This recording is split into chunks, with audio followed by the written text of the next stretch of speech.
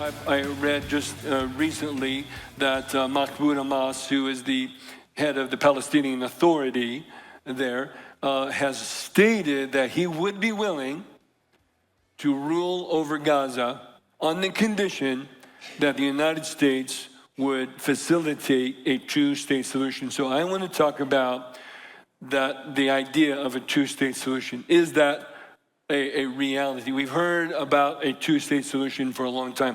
What does it mean? Well, a two-state solution means you partition Israel into different sections, and each is a sovereign over their own territory. As a real state. Yes.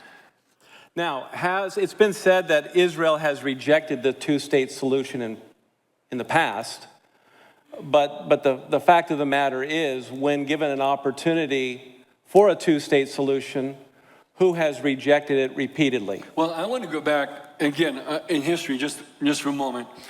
And by the way, if you would like a history of the modern Palestinian problem, we have some clips on our Blessors of Israel website, and on our church website, we have the complete class that I do every summer on the history of the modern Palestinian problem. And I think that it is very important for Christians to understand how we got here in the Middle East. What were the factors that brought about the nation of Israel and the conflict? Now, of course, the conflict with the Arabs goes all the way back to Abraham and Sarah and Hagar and Ishmael and Isaac. I mean, it goes way, way back. But even just recently, if you go back to the late 1800s, early 1900s, there was predominantly Arabs living in there. And maybe 10% were Jewish living there. But then with the rising of anti-Semitism in Europe and Eastern Europe, there were waves and waves of Jews seeking a place to establish a foothold, you might say. They would establish kibbutz, or kibbutzim in the plural, and they were buying land. They would literally buy the land from the Arabs, who were more than willing to sell swamps or whatever. And that is a key point. They didn't take the land, they bought the land. And what was that land considered? Many of the Arabs who sold the land said that's just a wasteland to us, and many of the Arabs that sold the land, they weren't even living on the land themselves. In fact, David Ben-Gurion repeatedly told the Jews, do not buy land from someone who is currently occupying that land and using it for their own personal purposes. So before 1947-48, when the War of Independence happened, they bought the land. They bought what they wanted, they bought what they needed, and they built the kibbutz system, kibbutzim, again in plural. Then the waves of Jews coming, with the rising of anti-Semitism, wave after wave after wave happening in Russia, Eastern Europe, Western Europe, and then, of course, with the rise of Nazism, Jews quickly could understand that they have to get out, and waves of tens of thousands are now coming. Again, they're buying the land. They're not taking it, they're buying it, but they're coming in mass numbers, and now the Arabs are very concerned because the population of the Jews is growing quite steadily. So the Arabs started to attack. They would form little militias, attack the kibbutzim during the night. By the way, even though the Jews were improving the land, improving the infrastructure on the land, employing some of the Palestinian Arabs.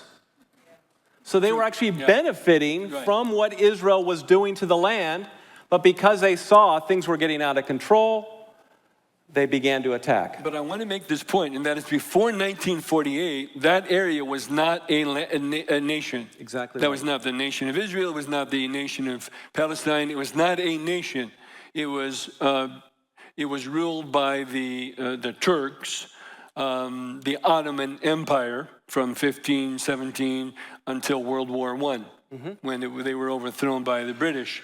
And then after the overthrow by the British, that area was ruled by Britain. They were given that mandate by the League of Nations. So again, it's still not a nation.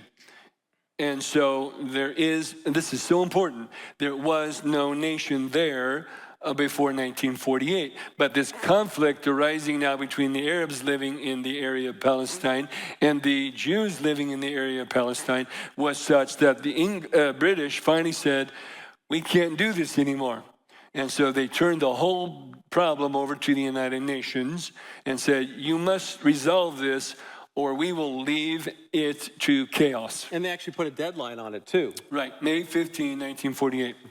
So the United Nations took up the dilemma and debated, and their solution was to partition the land and create a two-state solution to the dilemma. All right, now I pose this question. By the way, that was voted, the vote was 33-13. I forgot, I think, how many abstained, whatever. But 33 for, 13 against. Basically, vast majority voted to partition the land. Israel responded to that by accepting, right? Even though they were to receive a vast minority of the land, a very small area, they accepted the offer. The Arabs rejected it outright. They wanted they didn't want Israel to have 1 square meter of land. That's right. The Jerusalem Mufti, his solution was to export all the Jews out of there. Well, and let's make it clear. Well, if they were to stay, have no rights whatsoever as a citizen. But let me make it also clear that the Jerusalem Mufti, who is the head of Islam and the Palestinian Arabs at the time, befriended Hitler. Yes. And created a plan that once the Jews were annihilated, which was the final solution to what do we do with these Jews question, that the Arabs would have all of it. That was the agreement that the Mufti made with Hitler.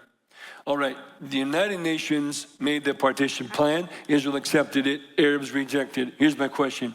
What would have happened, or what would happen today, again, it's hypothetical, but what if the Arabs would have accepted that offer? We would have two-state solution. We would have Arab state called Palestine. We would have a Jewish state called Israel. There would not be this conflict today. But the Arabs rejected it outright.